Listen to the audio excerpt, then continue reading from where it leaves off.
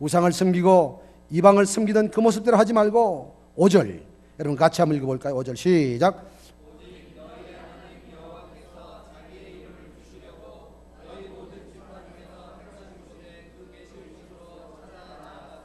여기 택하신 곳 밑줄 치기를 바랍니다. 지금부터 신명기에 약 20회 이상 택하신 곳, 택하실 곳, 하나님이 정하신 그곳을 말합니다. 예배를 어디서 드려야 하는가? 하나님의 편재성 때문에 언제나 예배할 수 있습니다. 어디서나 예배할 수 있습니다. 그러나 우리 하나님은 하나님과의 만남의 장소, 특별한 곳, 택하신 곳을 예비해 놓으셨습니다. 그곳에서 의식적인, 공식적인 예배를 드려야 합니다. 그곳이 오늘 우리를 말하는 교회당입니다. 여러분 가정 예배 드려야 합니다. 생활 예배 드려야 합니다. 여러분 사무실에서 예배해야 합니다. 그러나 주일날 주님 앞에 나와 이 셀러브레이션 하는 이 축제 예배를 택하신 곳에서 드릴 수 있기를 주님의 이름으로 축원합니다. 예배 잘 드려야 합니다. 이어지는 말씀 6절 말씀 제가 읽겠습니다. 너희의 번제와 너희의 제물과 너희의 11조와 너희 손의 거제와 너희의 서원제와 낙큰 예물과 너희 소와 양의 처음 난 것들을 너희는 그리로 가져다가 드리고 그리고 7절 다시 읽습니다. 시작.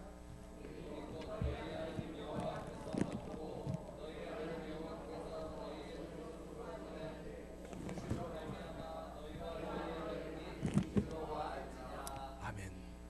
우리 하나님의 성품을 공부하면 소위 역설이 등장합니다. 하나님의 편재성과 하나님의 초월성 양립하기 어려운 얘기입니다.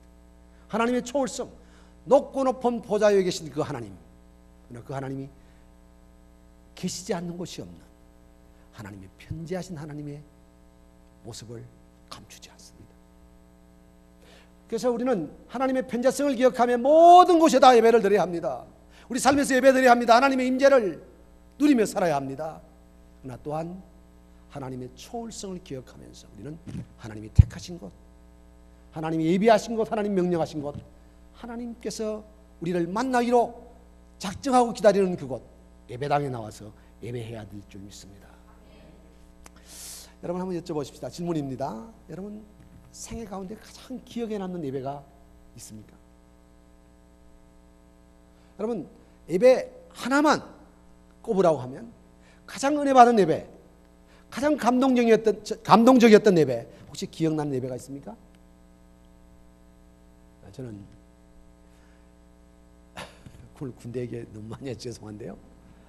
처음에 입대했는데 가입교 기간이에요.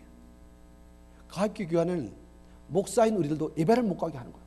우리만 못 가게 하는 것이 아니라 법사, 신부를 다 못 가게 하니 우리 막사에서 예배를 드린 거예요. 막사 강당에서. 목사가 100여 명 모였으니까 70여 명 됐습니다. 뭐 우리끼리 설교하고 사회 보고 기도하고 축도하고 우리끼리 예배를 드렸습니다. 그래도 뭔가 찜찜한 거예요. 수요일을 보냈습니다. 막 재직 훈련하고 정신없이 그렇게 한 10수일을 교회당에서 예배 없이 예배하지 못하고 보내다가 참으로 충성당이라는 그 당시는 기독교, 천주교, 불교가 한 건물 안에 있는 종교센터에 예배를 드리고 가는 겁니다. 예배당 앞에서 마지막 정리를 한 다음 해산 하면 흩어져서 좀 자유시간도 갖고 뭐 그러다가 이제 예배를 드리게 되는 건데요. 그 첫 예배는 제가 기억하는 한 거의 예외 없이 우리 모든 동시생들이 해산할 때 다 교회 안으로 빨려 들어갔습니다. 그날의 예배를 잊을 수가 없습니다. 그날의 예배를 생생하게 기억합니다. 지금은 그 담임 목사님이 강원준 목사님이라는 고신청 목사님인데 인도네시아에서 선교사 하고 계신데요. 인관 30주년 때 그분을 모셨습니다. 그분과 함께 예배했습니다. 그날 설교가 생생히 기억납니다. 그날 우리를 세워놓고 주의 이름으로 환영합니다. 주의 이름으로 사랑합니다. 막 주의 이름으로 환영합니다.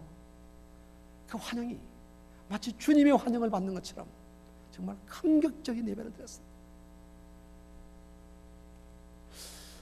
예배 은혜 받는 것은 얼마나 좋은 말씀이 있는가, 좋은 찬양이 있는가, 저는 그게 아니라고 생각합니다.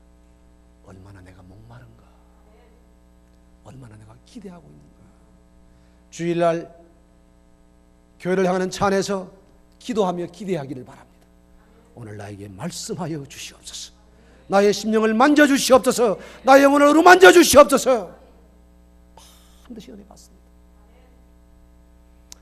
저는 요즘은 가끔 설교할 기회가 있지만 그냥 평신도 입장으로 가서 예배를 드립니다. 꼭 기도합니다. 목사가 대부분 저보다 젊은 목사님들이 설교하는 교회, 신학교 후배들이 설교하는 교회 갑니다. 목사가 은혜 받는 것 때로는 쉽지 않습니다. 용서하십시오. 쉽지 않습니다. 그래서 저는 매주일 은혜 받습니다. 왜냐하면 저는 사모하는 마음을 갖고 가기 때문입니다. 저는 사모합니다. 하나님, 한 주간 살아야 합니다. 힘있게 하여 주시옵소서. 말씀하여 주시옵소서. 내 심령을 터치하여 주시옵소서. 아내와 함께 운전하며 가며 기도합니다. 그 시간이 저에게 얼마나 소중한 시간인지 모릅니다. 25분, 30분 달려갈 때도 있습니다. 그 시간이 은혜를 사모한 시간입니다. 또 한 예배는 아니지만 제가 고등학교 시절 교목실에 목사님 비서로 근로장학생으로 근무했습니다. 오상진 목사님이란 목사님이에요. 목사님은 그 시절 캐치교회 목사님인데 성도의 빚보증을 잘못 써서 모든 월급이 차압당하는 거예요. 그래서 아르바이트 하시려고 가외 수당을 좀 얻으려고 우리 학교에, 저희 학교에 교목으로 나오셨던 분이었어요. 목사님이 오상진 목사님입니다. 성을 기억해 주기를 바랍니다. 목사님 저에게 두 가지 중요한 영향을 끼쳤어요. 돌아보니 하나는 그 캐치교회 목사님이 그 당시 코리아 헤럴드 신문을 늘 들고 다니셨어요. 아, 목사가 되면 영어를 좀 해야 하는구나. 저는 신학교 갔지만 영어를 꾸준히 했습니다. 그래서 제가 영어로 시험을 봐서 영어로 시험을 별로 망쳐본 적이 별로 없습니다. 그래서 시험 봐서 미팔군에도 갔고, 시험 봐서 장교만도 갔고, 시험 봐서 미국 유학도 왔습니다. 또 하나는 이 목사님 기도를 많이 하시는 거예요. 이런 베니아판 칸막이 너머로 목사님 근무하시는데 막 기도하시는 거예요. 겨울에도 막 부산 날씨가 춥지 않습니다. 난로가 없습니다. 그래서 실내가 사실 그렇게 따뜻하지는 않습니다. 막 땀을 열심히 기도하는 거예요. 하나님 정현이를 축복하여 주시옵소서. 정호를 축복하여 주시옵소서. 이제 보니 아들들을 위하여 기도했습니다. 오정현, 오정호 들어보셨습니까? 서울 사랑교회 오정현 목사님, 대전 새로남교회 오정호 목사가 그 오상진 목사님 아들들이었습니다. 기도 많이 하셨습니다. 훌륭한 분이셨습니다. 그 목사님이 저를 교목실에 불러서 근로장식으로 임명하고 저는 목사님 열심히 돕는 거예요. 중간고사를 마치면, 봄 중간고사 마치면 부활절 연합예배를 드리는 거예요. 전 교생이 모여서. 저는 뭐 했냐면, 여러분 가로방으로 등산하는 거 아십니까? 아마 우리 안수 집사님들이나 좀 연세 있는 분들 알 거예요. 등산에서 쭉 주보를 만들어 2,800장. 저는 중간고사 공부 거의 못했습니다. 얼굴 시커멓게. 가을 중간고사는 추수감사절 예배를 드리는 거예요. 마치고 나면. 학기말고사는 맥주감사 주일, 맥주감사 예배, 성탄절 예배. 사실은 시험을 위한 공부를 거의 못했습니다. 바쁘고 힘들지만 저는 그 예배가 기다리셨습니다. 헌금봉투도 막 끼워 넣고 주보도 만들고 고등학교 1학년, 2학년이 얼마나 마음이 부대끼겠습니까? 2학년 후배들에게 부탁하면 형님 저 시험 공부해야 합니다. 도와주는 놈들이 없어요. 혼자 막 주보 만들고. 근데 그 예배가요, 저는 너무 좋았습니다. 300여 명, 각 한 반에 한 10명 내 15명 연합성가대가 모여서 찬양을 하면요, 실외에서 운동장에서 예배를 드려도 그냥 천지를 진동합니다. 비가 내리거나 좀 그래서 막 강당에 앉아서 이렇게 막 통로에도 앉고 그래서 우리가 예배를 드리면 이 강당이 떠나가는 듯 했습니다. 그때 젊은 날의 그 어린 날의 상처들, 그 삶의 고민들, 반항기, 그 예배를 통하여 다 녹아졌습니다. 그때 유명한 군목 장영출 목사님 이름 모여서 막 설교하실 때 나도 군목 가야겠다 그렇게 기도하기도 하고 늘 그 예배를 사모했습니다. 어느 해 저에게 연락이 왔습니다. 모교에서 모교 출신 목사님들 찾고 있는데 찾아서 예배를 부흥 집회를 하기를 원하는데 목사님 강태광 목사가 당첨됐다는 거예요. 좀 오라는 거예요. 만사를 제쳐두고 왔습니다. 제가 간다는 소식을 듣고 국방부 교회 권사님들이 저를 늘 따라오고 미국까지 와서 저희 교회 찬양해주고 했던 한 10분 장군, 대령, 중령 출신의 이 남편을 둔 권사님들이 계십니다. 그 팀이 부산까지 내려오셨어요. 그래서 예배 시간마다 빵도 사주고 콜라도 사주고. 근데요, 예배가 무너졌습니다. 한 반에 한 25명 내지 30명 있는데요, 요사이는 젊은 아이들 가운데 예수 믿는 아이들이 가장 적응 못하는 아이들.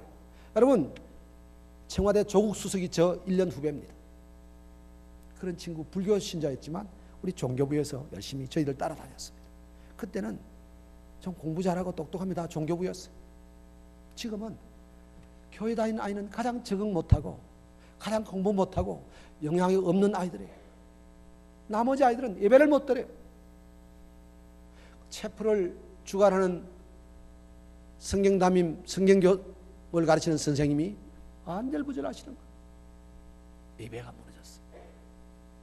제가 함께 간 권사님들이 얼마나 미안했는지, 높은 곳에서 학교가 높은 곳에 있어 내려오면서 내려오는 차 안에서 혼자 펑펑 울었습니다.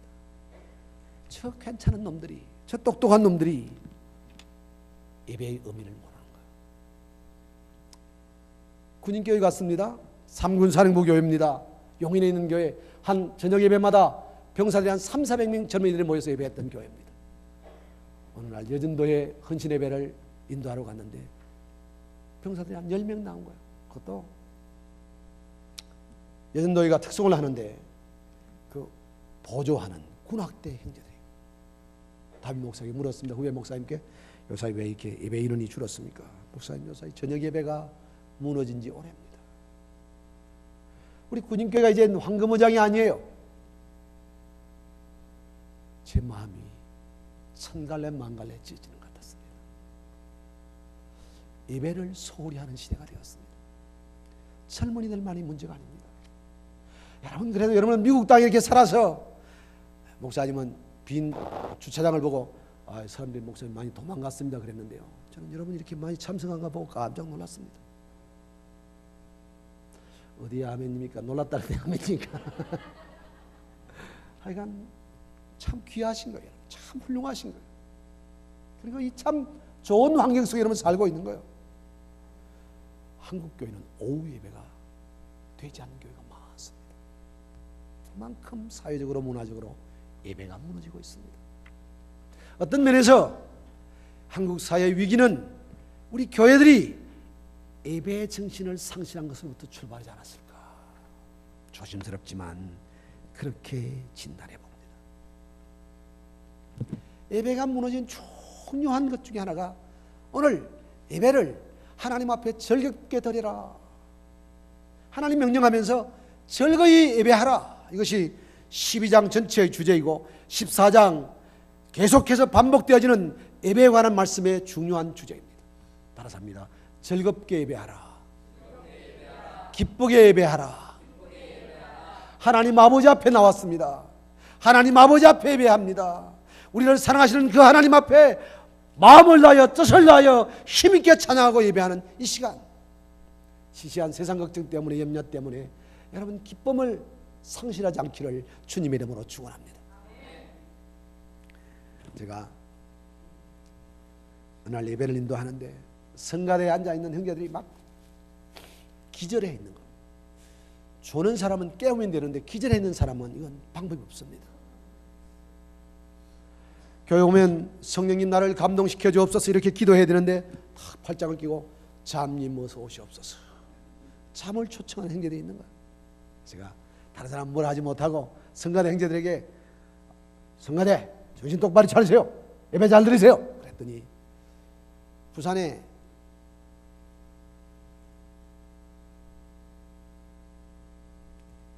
무슨 평이라고 하는지 갑자기 이름을 잃었는데 침례교 목사님 아들 김창돈 형제라고 내가 실명을 말했는데요.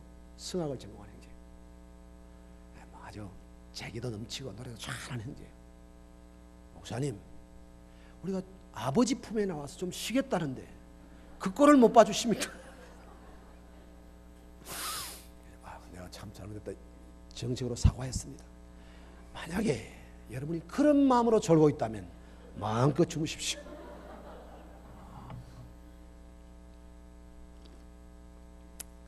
좋은 예는 아니지만 그런 마음이 필요합니다. 아버지 앞에 막 기뻐하는 거예요. 제가 오늘 여러분 형편과 수준에 맞게 아주 간단한 율동을 했지만 저는 가끔 예배 시간마다 이런 셀러브레이션 합니다. 우리 하나님 우리를 못하게 바라볼 겁니다. 야, 아들아 딸들아 네가 내 전에서 내 앞에서 즐거워하는구나. 우리 옆 사람 돌아보면서 즐겁게 예배합시다 이렇게 말합니다. 다시 기쁘게 예배합시다. 즐겁게 예배합시다. 자, 즐겁게 예배하는 것, 즐겁게 섬기는 것이 얼마나 중요한가? 우리 잠깐 성경 한 곳 찾겠습니다. 신명기 28장입니다. 28장 전반부는 축복의 장입니다. 축복을 쭉 소개합니다. 근데 47절, 48절 신명기 후반부에 가면 불순종으로 인하여 받게 될 저주를 말씀하시는데요. 그 가운데 한 대목입니다. 47절 48절 제가 47절을 읽을 테니까 여러분 48절을 읽어주기를 바랍니다. 신명기 28장입니다. 네가 모든 것이 풍족하여도 기쁨과 즐거운 마음으로 내 하나님 여호와를 섬기지 아니함으로 말미암아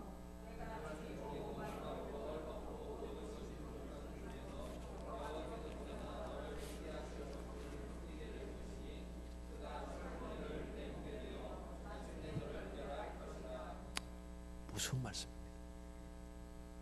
하나님 앞에 어떻게 섬기라고요? 기쁨과 즐거움으로 섬겨야 하는데 기쁨과 즐거움으로 섬기지 아니하면 하나님의 저주가 임할 거라는 거예요. 목사가 사역하면 하나님 앞에 기쁨이 됩니다. 그러나 잘못하면 고역이 됩니다. 직업 삼아 그 일을 감당하면 안수 집사님이 성가대원이 직분자들이 하나님 앞에 받은 바 직분에 감사하며 열심히 주를 섬기면 그건 사역입니다. 목사의 역할과 진배없는 하나님 앞에 사역입니다. 그러나 사회적 체면 때문에 눈치 때문에 사람의 입장 때문에 악지로 그 일을 감당하면 오늘 본문은 우리에게 무섭게 경고하고 있습니다. 기쁨으로 즐거움으로 예배하고 주님을 섬길 수 있기를 주님의 이름으로 축원합니다. 성경은 말합니다. 항상 기뻐하라. 여러분 가정에서 이 말씀 꼭 지킬 수 있기를 바랍니다. 저희 부부는 요사이 간헐적 단식을 합니다. 뭔지 아시나요? 오후 6시에 식사를 하고 그 다음날 아침 10시까지 아무것도 먹지 않습니다. 먹으면 상대에게 10불을 뺐습니다. 저희 집은 전쟁 중입니다.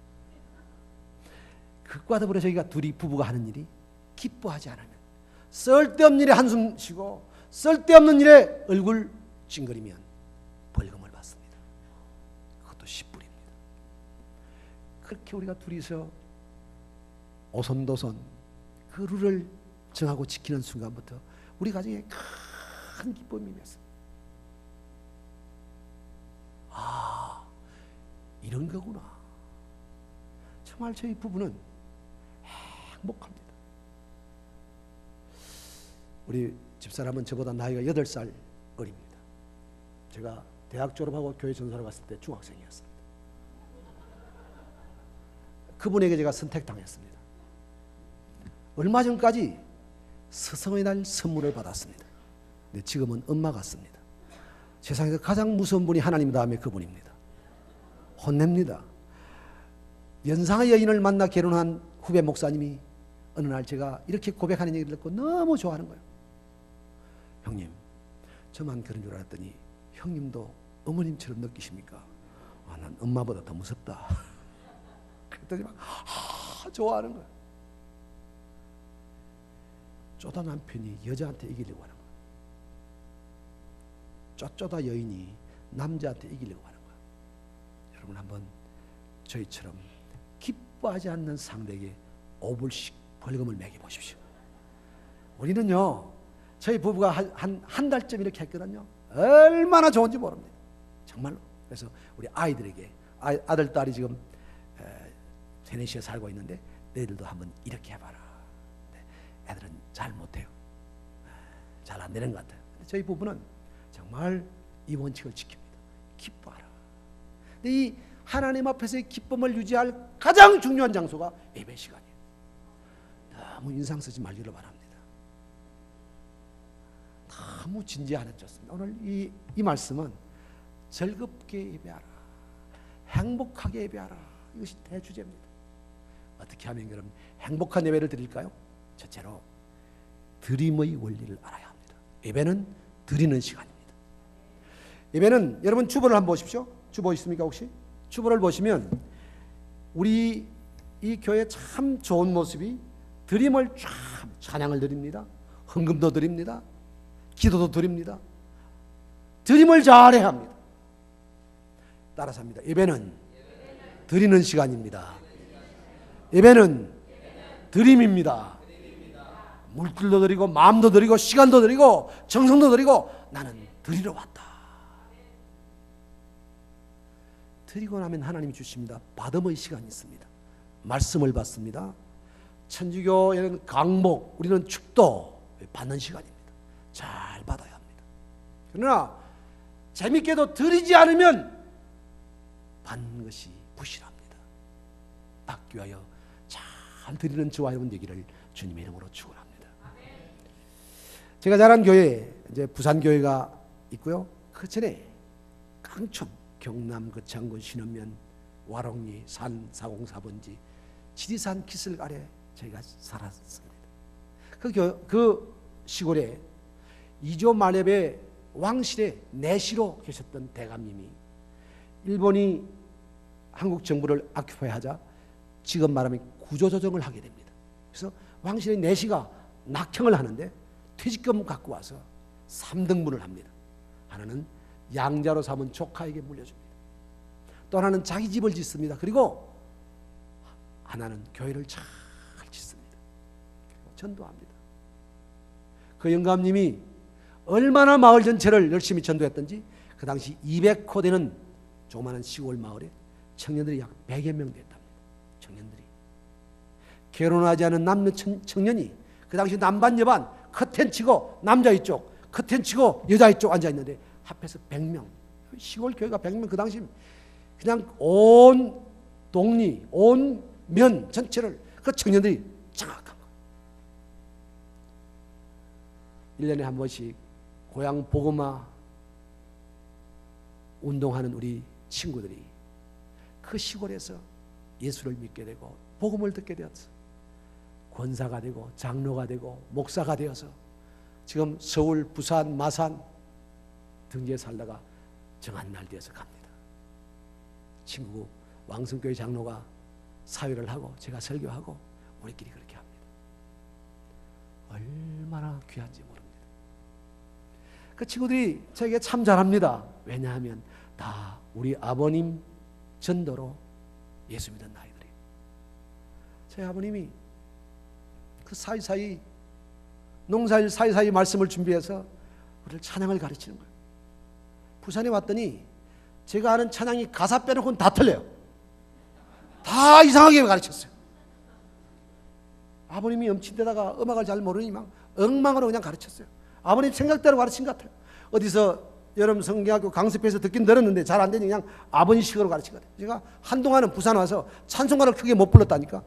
사투리가 나와서.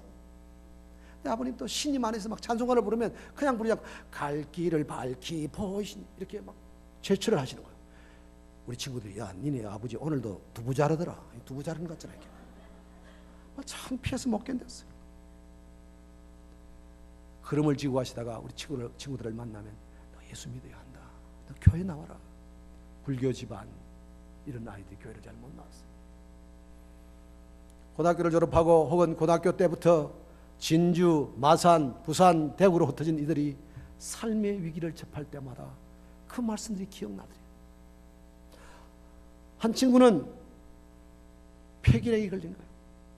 의사가 집에 가서 맛있는 거나 먹고 공부 그만하고 편안히 지내라. 고칠 방법이 없다. 너무 억울하더래요. 이렇게 죽으면 지옥 가겠구나. 친구 아버지가 그렇게 가르쳤는데 그래서 그날 그냥 발길 닿던 대로 교회를 갑니다. 그날이 마침 금요일이었습니다. 진주 성결교회 금요 심야기도 하는 권사님들이 그 젊은이를 붙잡고 막 기도해 줬어요. 그날 각혈을 하고 나와버렸어요. 신학교를 갔습니다. 목사가 되었습니다. 김해 방주교회를 목회하는 박상정 목사입니다. 그 목사님 쳐다보면 우리 어머님은 횟감 뜨고 최선을 다해서 그 목사님 대접합니다. 어머님이 가슴으로 낳은, 어머님의 눈물로 낳은 또 하나의 아들입니다. 그런 아들, 딸들이 수없이 많습니다. 한 어르신의 헌신으로, 한 어르신의 드림으로 온 마을이 복음화되어서 지금도 그 교회는 잘 유지됩니다. 시골에 노인들이 나옵니다. 교회 재정이 없습니다.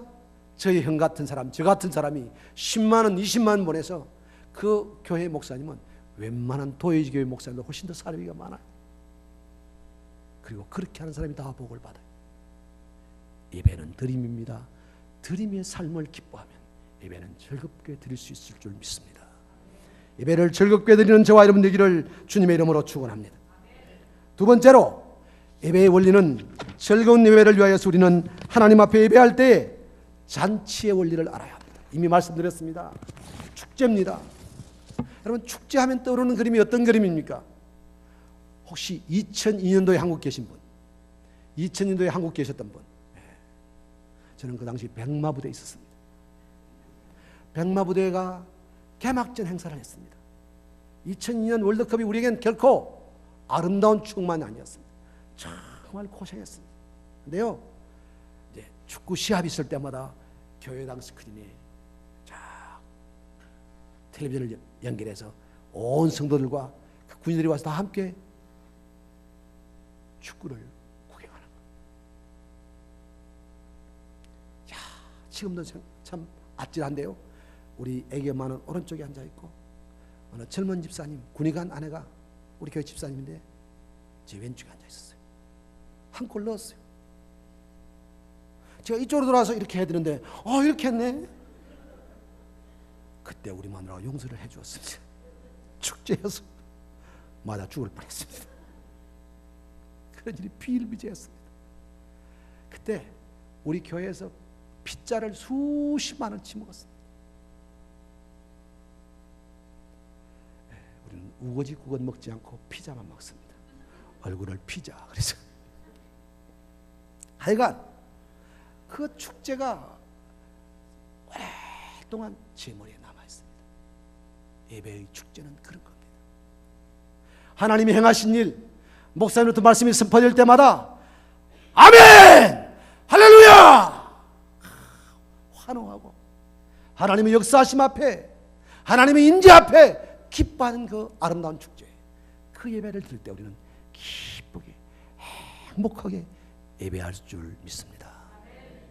따라서 합니다. 예배는 잔치다. 예배는 축제다. 우리가 예배의 축제를 기억하고 예배 시간마다 난 먹는 날이다, 즐거워하는 날이다, 환호하는 날이다 기억하고 예배를 잘 드릴 때 예배의 기쁨이 있고 예배를 통해 행복을 누리고 내가 행복할 뿐만 아니라 함께하는 예배자들이 행복한 행복의 예배를 주님 앞에 드릴 수 있을 줄 믿습니다. 세 번째 예배 원리. 자, 우리 복습할까요? 첫 번째가 뭐라고요? 예배는 드림의 원리가 있습니다. 드려야 합니다. 두 번째는 뭐라고요? 축제, 잔치입니다. 표정은 좋으신데 기억력은 별로 안 좋으시군요. 다시 복습합니다. 첫째가 뭐라고요? 드리며. 두 번째는요? 축제. 세 번째는 뭐라고요?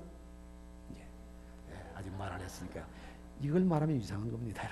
세 번째는 감사의 원리가 있습니다. 신명기 12장 7절 말씀 다시 한번 읽겠습니다.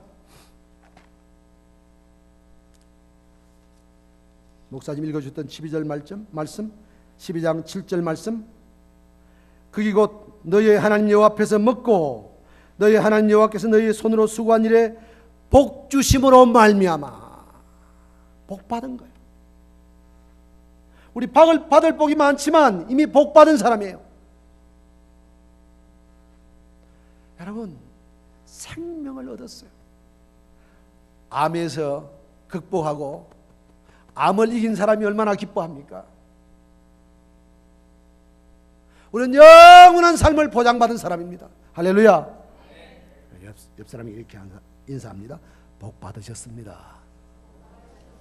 복 받으셨습니다. 예배 나올 때 우리는 이미 감사가 막 담겨 있어야 합니다. 혹시 테니스를 치시는 분 계십니까? 테니스를 치시는 분 가끔이라도 한수 집사님 테니스를 치신다고 그랬죠.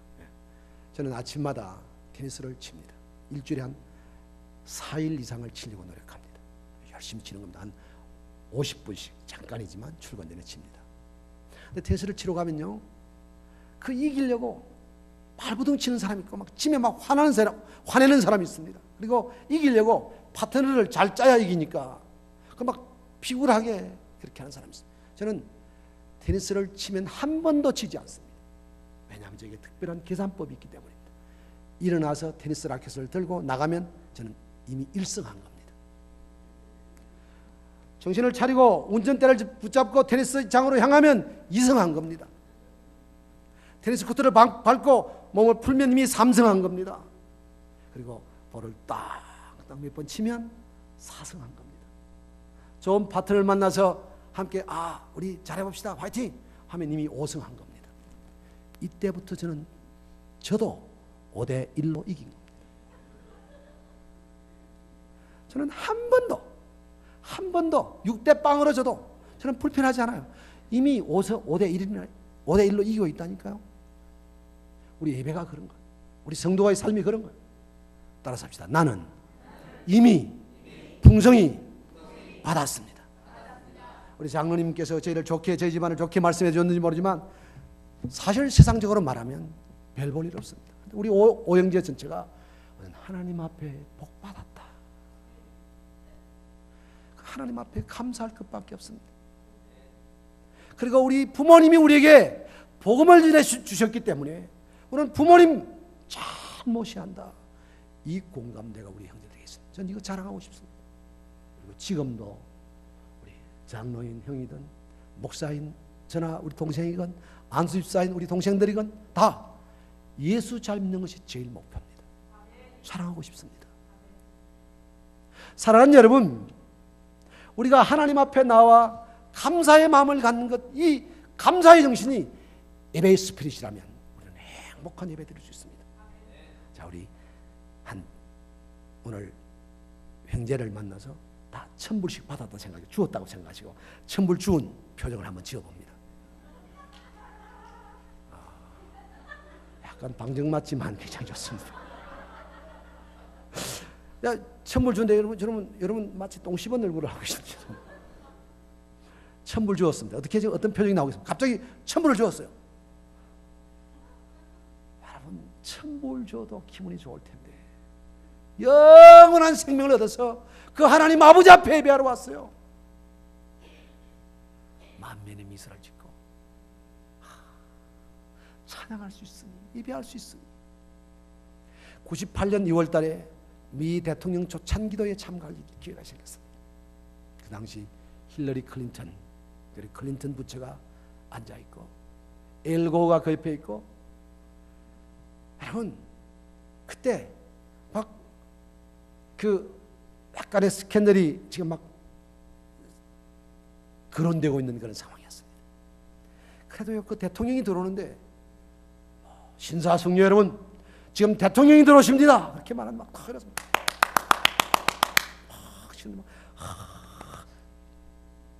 클린턴이나 힐러리가 봐주지도 않는데도 불구하고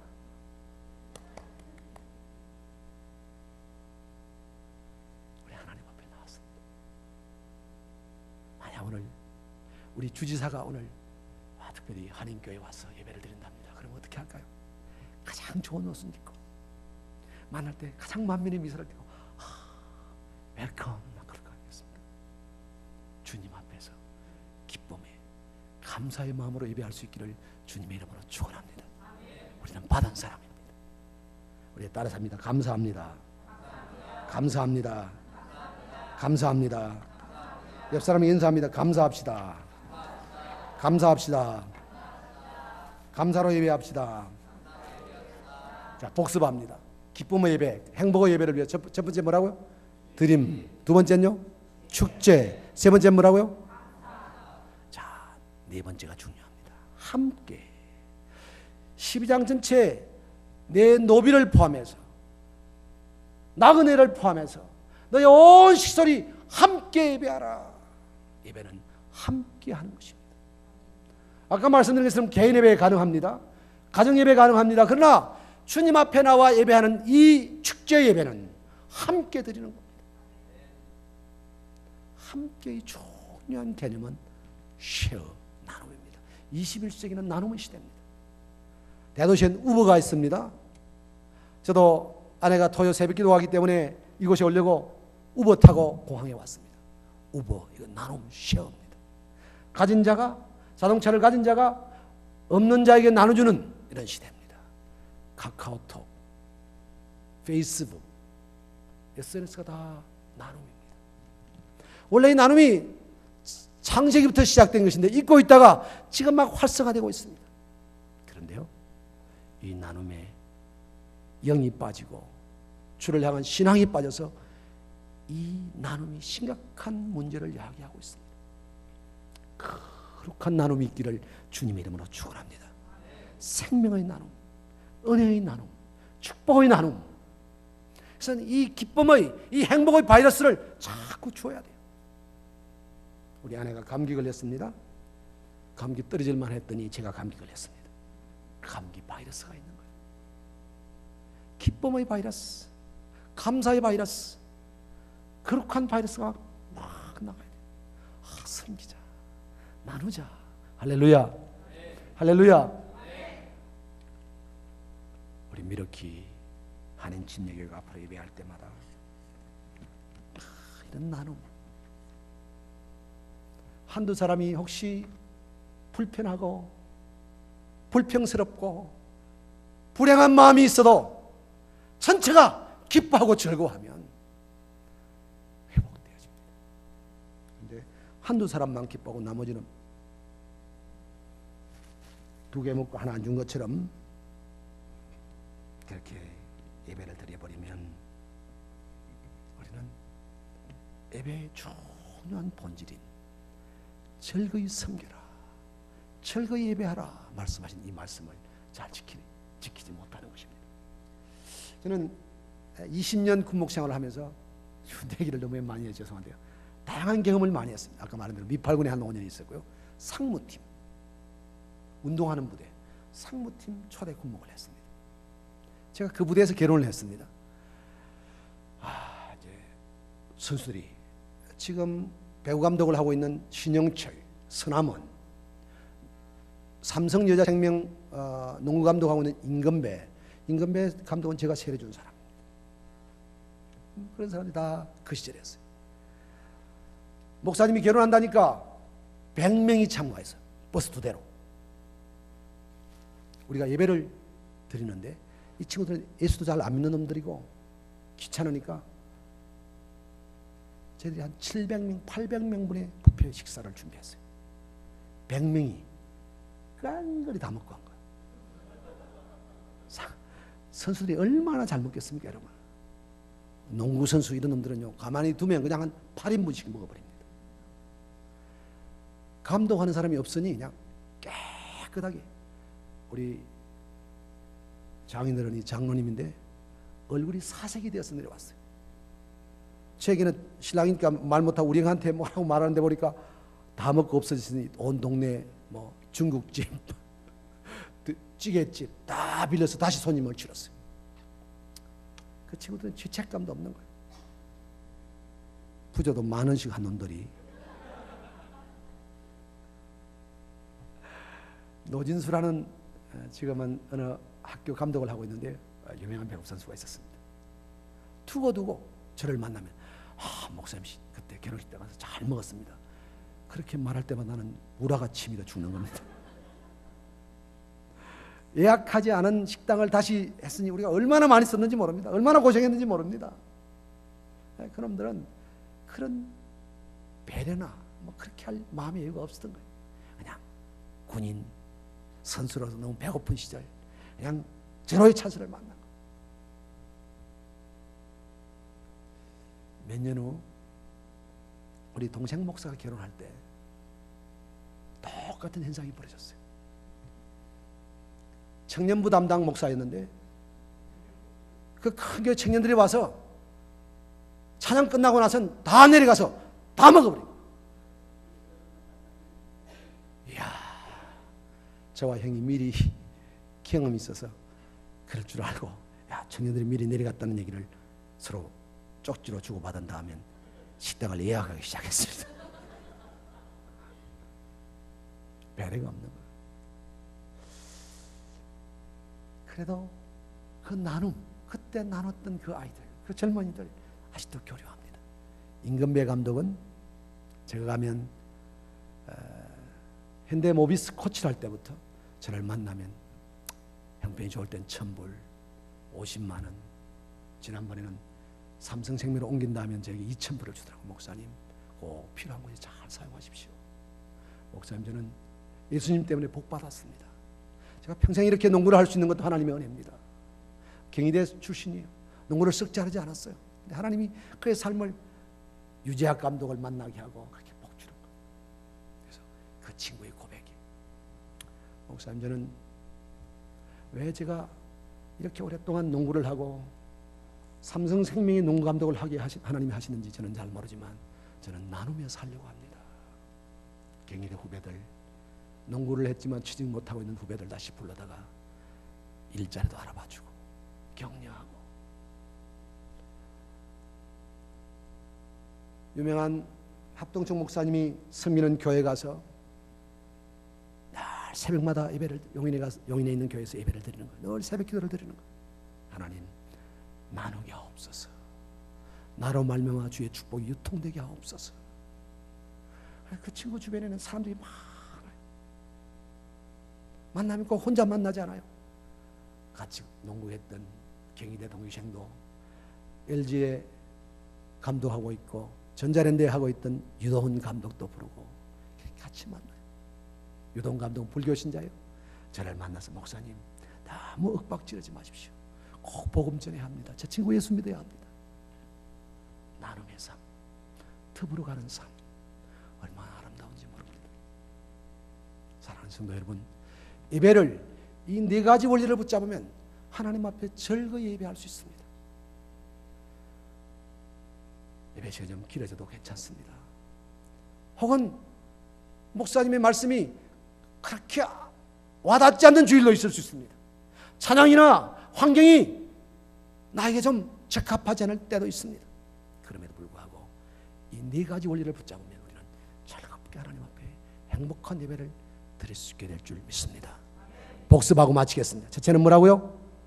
드리는 시간입니다. 드려야 합니다. 두 번째는 뭐라고요? 축제입니다. 잔치집입니다. 셋째는 뭐라고요? 감사. 받은 것, 주신 것을 인하여 행복하고 기뻐하는 것입니다. 네 번째는 뭐라고요? 함께. 혹시 함께하지 못한 사람이 없는지 돌아보세요. 혹시 시험 들어 주저앉는 사람이 있는가 돌아보세요. 교구장이 아니어도 구역장이 아니어도 신방해야 합니다. 돌아봐야 합니다. 그것이 예배의 원리입니다. 우리 함께 기도하겠습니다.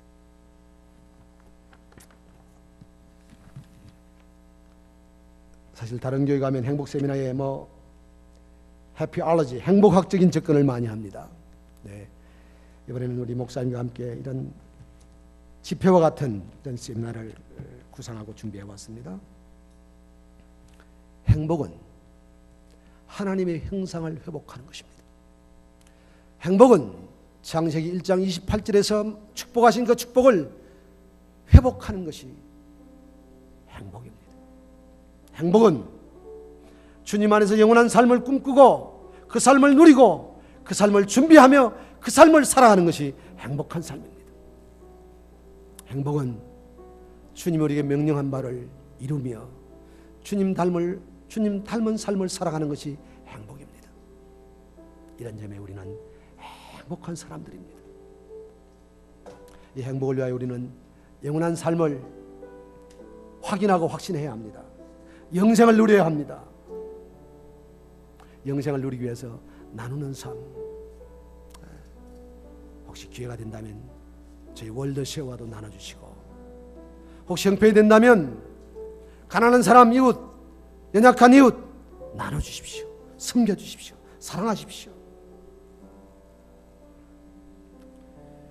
이 나눔을 잘 감당하고 잘 살아가는 사람에겐 네 가지 원리, 우리 첫날 살폈던 네 가지 원리를 다시 기억해야 합니다. 예배가 우리를 행복하게 합니다. 말씀 우리를 행복하게 합니다. 예수님 우리를 행복하게 합니다. 그 주님 앞에 결단할 때 진정한 행복을 누릴 수 있게 됩니다. 우리 말씀을 기억하면서 우리 조용한 기도로 자신과 주님이 대화하는 시간을 갖겠습니다. 주님, 나 정말 행복하고 싶습니다. 저 정말 구원받은 하나님의 자녀로 이 땅을 살기를 원합니다. 하나님 앞에 믿음 가진 사람으로 복되고 아름답게 살기를 원합니다. 하나님, 나를 붙잡아 주시옵소서. 주님 앞에 기도하며 나갔으면 좋겠습니다. 오늘 우리 예배가 행복한 예배가 될 수 있도록 축복해달라고 우리 함께 말씀을 기억하며 하나님 앞에 기도했습니다.